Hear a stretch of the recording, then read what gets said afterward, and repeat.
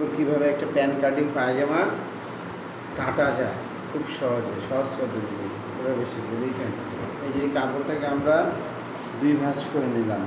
প্রথমে লক্ষ্য রাখতে হবে কাপড়টা যদি উল্টা এবং সোজা থাকে, মানে টপ সাইড আর ইনসাইড যদি থাকে তাহলে দেখতে হবে যে গ্লেজ করতে হবে টপ সাইড আর এটা ইনসাইড। আমরা কী করলাম, টপ সাইড থেকে ভিতর পাশে নিলাম, টপ সাইডকে ভিতর পাশে নিয়ে এই দুই ভাঁজ করলাম। এই যে দেখেন দুই ভাঁজ করে নিলাম। দুই ভাঁজ করে নেওয়ার পরে আবার আমরা কী করব,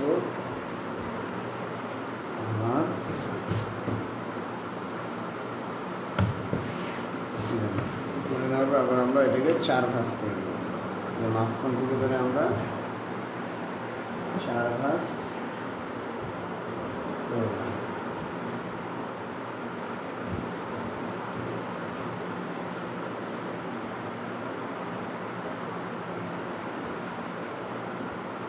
দেখেন চার ভাঁজ, যে দেখেন 1 2 3 4 চার ভাঁজ করলাম। তারপর মাঝখানে একটু হাত দিয়ে সোজা করে দিলাম। যেহেতু এটা প্যান কাটিং পায়জামা, এটার কাটিং পদ্ধতি একবারে আলাদা। এখন এই যে আমরা চার ভাঁজ করে নিলাম। এখন এই যে মনে রাখতে হবে পায়জামা যেটা খোলা সাইড, এই যেটা কিন্তু খোলা সাইড, আর ওপাশে যেটা হচ্ছে একবারে বন্ধ। কারণ পাশে আমরা ভাঁজটা ডাবল করেছিলাম। খোলা সাইডের দিকে প্রথমে আমাকে কাপড়টা সোজা করে নেওয়ার জন্য একটা দাগ টেনে নিতে হবে। তারপর মনে রাখতে হবে যে রাবারের জন্য, এখানে যেহেতু রাবার হবে, রাবারের জন্য আমরা 2 ইঞ্চি বাড়তি কাপড় রাখবো। এটা রাবারের জন্য রাখতে হবে।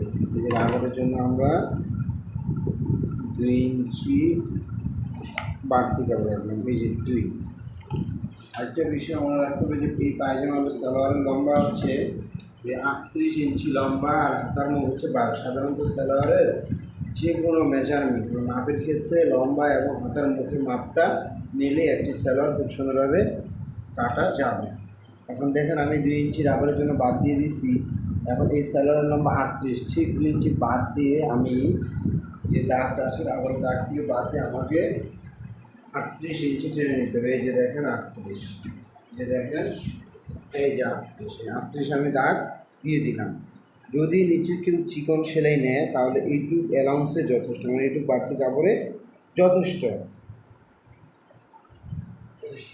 যেহেতু এটি প্যান কাটিং পায়জামা, এটাতে চিকন সেলাই হবে না, এটাতে একটু চওড়া সেলাই হবে। এই জন্য এটাতে বাড়তি করে একটা আলাদা কাপড় দিয়ে চাপা পট্টি লাগাইতে হবে, যে বাড়তি জড়া দিয়ে এটাকে চওড়া